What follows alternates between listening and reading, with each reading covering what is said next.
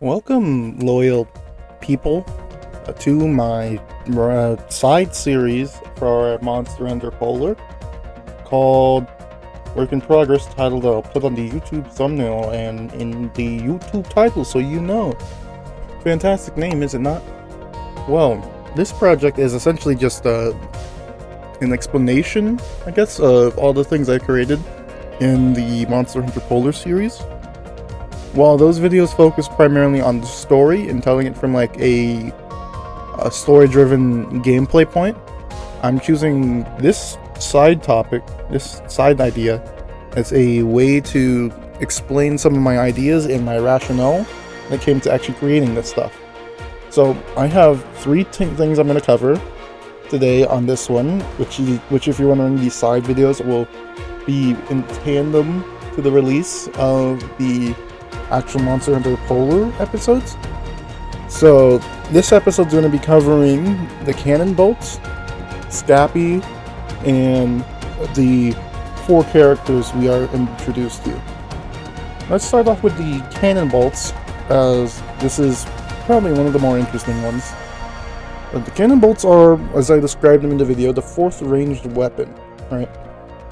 I designed them initially from the standpoint of not having to manage ammo, as I realized that's an issue. I wouldn't say it's an issue, but it's something that all the ranged weapons have in common, is there's some type of item/ammo management. So I wanted to design a ranged weapon that didn't have to focus on that ammo management, but still had like the feeling of a ranged weapon. So when I was first creating the ideas, I came up with things like cross bolts or some type of like throwing weapon that comes back like a javelin. But in the end, I got a stroke of luck one day. I don't remember what I was playing, but I had this idea of, well, handheld or wrist held, if anything, mini weapons that had their own internal ammo and different shot types. So I had the basic idea down from that point. It was just a matter of fleshing it out more.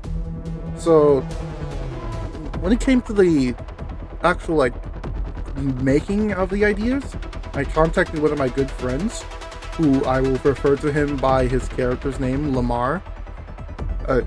I contacted him, and essentially he is the one I go to shoot ideas off of and to complain about my problems when I am done editing and just need someone to vent to.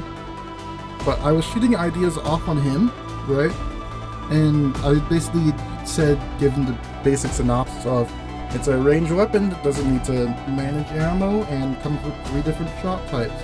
And in order to balance this out, to stop you from continuously just annihilating the monster, I introduced the heat gauge, which was something that was present for the gun lance and the older generations. But I know it was in GU. I don't remember if it was in 4U or below, but it was definitely something in GU, where the higher your heat gauge is, the more damage you do, but if you over exceed, you get dropped back down to 0 for a bit. I took that idea and kind of like made something similar to it. And so with the heat gauge is, you can get that increased damage. However, if you go over top it, you cannot fire from that specific type for a bit, which honestly makes certain players have to manage their gauges a bit better, because let's be honest, some people don't know how to manage gauges at all in Monster Hunter. But in order to kind of counteract this, that's where the other 2 shot types come in, which are Rapid, Bombard, and Snipe Shot, each doing their own little unique thing. Rapid being kind of like the worm, the Gatling gun, heavy bow gun type fire. That's good for sustained damage, but it also builds up heat the fastest, and your cookie cutter bullet damage. Bombard Shot, which are kind of like mini clusters in a way. Instead of the initial explosion and then multiple other explosions, it kind of functions like a straight up hit from a sticky ammo that when it hits the ground, so just flat out explosion. And then the snipe shot, I was honestly the shot I wasn't really too like nailed down on the idea about. In the end, I decided to make it a piercing shot, so you could use a combination of pierce up and normal up for the other shots, and then artillery to boost damage. And you can charge the shot, allowing for greater damage, more heartbreak, and I want that shot to be primarily like heartbreak focused and builds up heat the least as quick. But I was shooting this idea off of Lamar, and he gave the idea of using the heat gauge to also count for building up the special gauge, and that just added a whole new layer onto the weapons for me. In the picture you can see that there's where it says LT and RT at the bottom, and then two little gauges and the ammo on the rapid fire symbols. That is essentially the top bar is heat gauge, and the two bottom bars are the special gauge. And you build up the special gauge by building up heat, and that essentially gives you some gameplay diversity as well in what happens. So I decided to figure out how I was going to do the different shot types, and I ended up going with, for rapid, it is not, you can full on fire without having to worry too much about heat for a bit, and you get an increase in damage. The bombard shot, which I thought was really interesting. This one was another one I got from Lamar, which was like an incendiary grenade. So it sets the target on fire, and fire is something we kind of have now into Monster Hunter's Rise's beetles, which are honestly a fantastic idea. I really like that, and that's not talked about enough, how great the beetles are in applying elemental blight to the monster. And then the snipe shot, I just basically gave it insta charge to allow you to do stuff for a moment of time, which was kind of just my mindset going into this. Unlike my other stuff, this one doesn't really have too much like Nordic/Norse inspiration, so it just was kind of a fun weapon I came up with. The next one will honestly have a lot more implications to it for what I have planned. I think I covered about all I need to on the cannon bolt. If I miss anything, it will probably be in the actual picture. So I'm going to now move on to my other notes on Scappy. Yeah, the first little guy. Scappy's pretty interesting. He is heavily inspired off the concept art from Monster Hunter World for one of the small monsters that I believe ended up becoming the Wold. But it's like this little rodent, and I love him. I love that idea, so I wanted to make it a full-on monster, like fully concepted out, because it's just such a great design in my opinion. So when looking through Norse mythology, I found a little guy called Retatosker, little messenger squirrel. He would sit at the world tree and he would deliver messages to the eagle at the top and the dragon at the bottom. However, he's a little mischievous guy, so he would send messages to specifically make them angry, or to mess with them. So that's where I kind of got the gimmick for Scappy just causing fights between monsters and getting that idea. And when it comes to his other stuff, like the picking up rocks and mud and whatnot into his mouth and shooting it rapid fire, this is kind of like a cartoon gag, if you will, like those old cartoon type gags give them, like, I don't know, eating watermelons and then having all the seeds in their mouth and rapid firing those out. I kind of went with that idea. Plus I also wanted an earth element monster, as I wanted to reintroduce the earth element to the series. And I think that just having a monster, just, I don't know, another Velocidrome, but this time we call him like Geodrome or something, and then he just spits mud, and it would be kind of unoriginal, if you will. So I decided to go for a little squirrel, mix it up, make it a fang beast, using the big raptor skeleton, which is fantastic. Give him that big bushy squirrel tail, which he would probably use to slam people. Make him a little climber and make him start fights. So the reason why I have Scappy be kind of like wary of going to the villages, and that they know what a hunter is primarily due to the fact that I wanted to make them seem kind of smart, in the sense like they're picking fights with all these big monsters, yet they're managing to get away even if they are lower on the food chain, and they're kind of more intelligent and just want to make mischief. Because normally in nature, the smartest animals like to just cause trouble and do mischief and have do a little trolling, I guess. That was a lot of that. When it came to the designer that being inspired off of the concept art, a lot of its coloring comes from the red squirrel.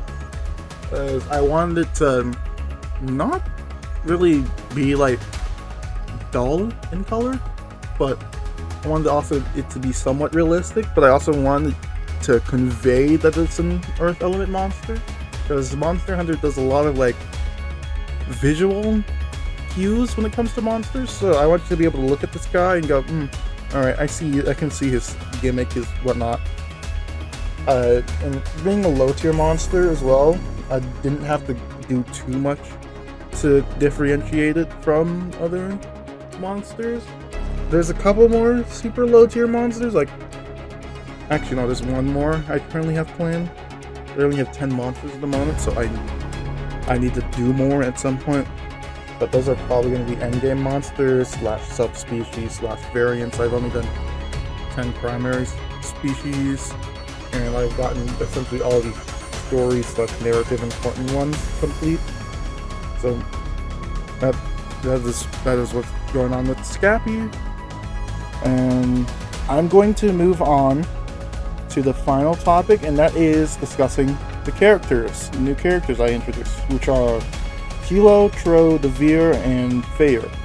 The image you're seeing is also in the video, however it is not as explicitly stated. It's just used as a little loading screen gag to kind of give that feeling of a video game, but these are, I guess you could say, official renders of the characters. If anyone wants to see them do anything, I never did specify this in the first video, but hey, if you want to use these characters or concepts for art or stories or whatever, go for it. Just put me as the creator. Just cite me. Credit. That's all I'm asking for. Just credit.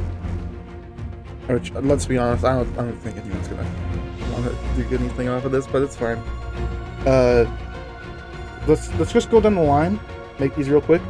Kilo is, head researcher, Wyverian. He is inspired off of Loki. All these characters are inspired off of Norse gods, and also their names are anagrams of those Norse gods, Kilo being Loki. And he's your main head researcher. His whole shtick, his gimmick, kind of gives off villain vibes, but then he doesn't really have any. Like, he's not actually a villain. He just got unfortunate with his face, I guess. Making him a Wyverian was a bit interesting on my part, because I was looking at Monster Hunter researchers before, and I had a completely different idea planned out for Kilo, right? And he was supposed to be like the smaller Wyverian, your basic researcher getup, and then I was just concepting out ideas, putting them all on paper, getting stuff down, and I got this idea of making him sort of more like a Hubert from Fire Emblem Three Houses type character, and I decided to roll with it. Tro is next, and despite my tone in the video, she actually is considered an ace hunter by the guild.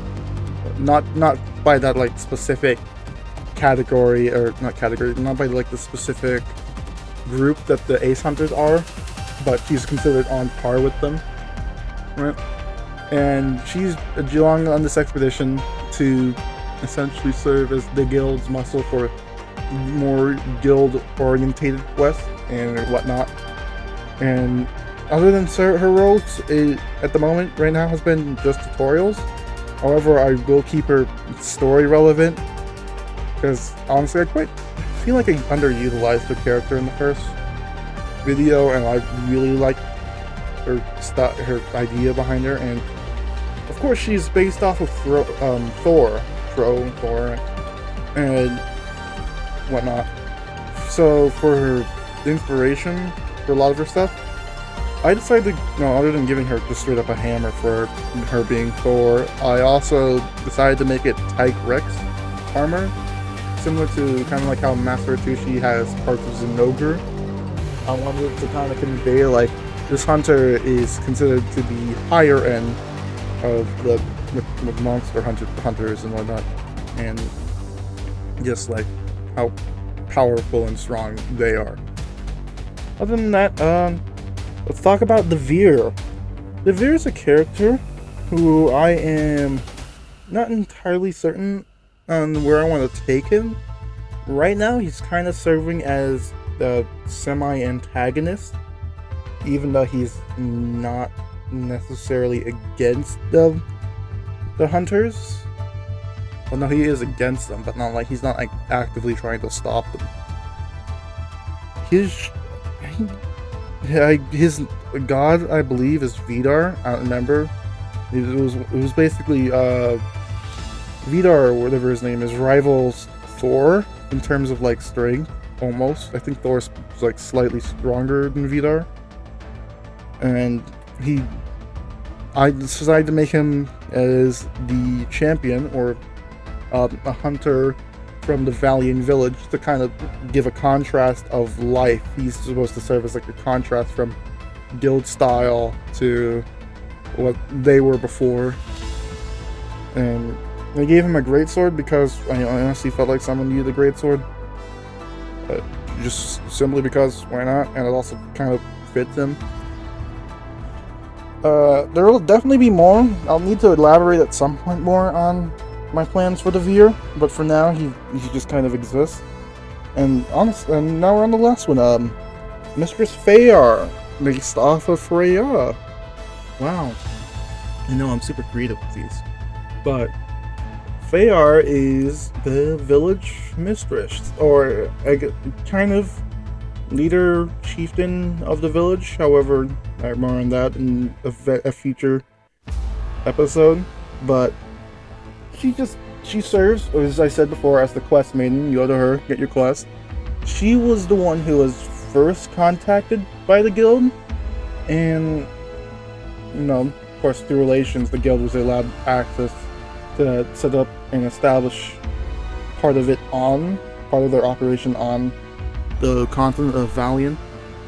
So she's basically the one running the show when it comes to guild relations, as well as the hunter. And the reason why I had her be the quest mistress or maiden is due to her, I guess, kind of authority over what happens on the continent. So I feel like having to go through her is a good medium. When it comes to her design, she initially had Rathalos wings instead of like the ram horns, but it didn't really fit too well, so I changed them and made her have a headdress. If you can't tell though, her face, her like general head shape, is heavily inspired off of Fayar from Fire Emblem Heroes, because why not? Like the hair color, and then the ram horns, I know she had on Heroes, but I just kind of did it because I think they look cool. Why not?